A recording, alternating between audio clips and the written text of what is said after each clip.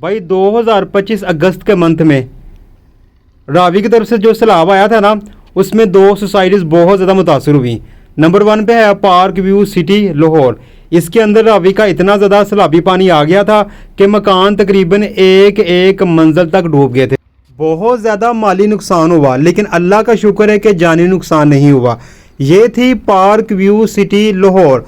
जिनका नुकसान हुआ उनके घरों का सर्वे किया गया, जल्दी जल्दी पानी निकाल दिया गया। पानी ऐसे निकाला जैसे कि यहाँ पे सैलाब नहीं आया था। बहुत बड़ी मशीनरी लगाएगी और आज ऐसा लगता है कि यहाँ पे सैलाब था ही नहीं।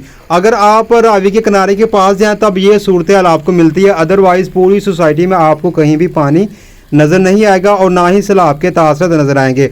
और ये ही नहीं, पानी तो निकाला गया, लेकिन जिन लोगों का नुकसान हुआ उनके घर का सर्वे किया गया और जितना नुकसान हुआ उनको उतनी अमाउंट भी दी गई।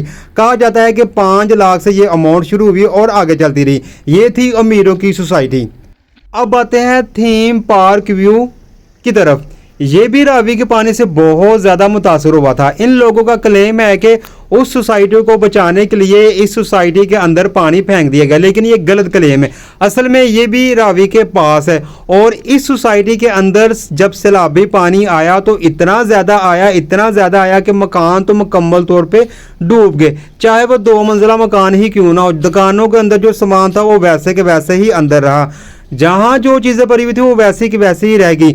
यूँ कहे कि एक गरीब बंदे का अगर यहाँ पे मकान मौजूद है ना, उसकी सारी जमा पूंजी उस मकान के अंदर थी जो मुकम्मल तौर पर तबाह हो चुकी और बेचारों को ना बाहर निकलने का मौका नहीं मिला। और आज तकरीबन 1 मंथ से ऊपर का टाइम हो चुका हुआ है कि अभी भी इस एरिया में पानी कहीं कहीं मौजूद है। पानी मुकम्मल तौर पर ख़त्म नहीं हुआ।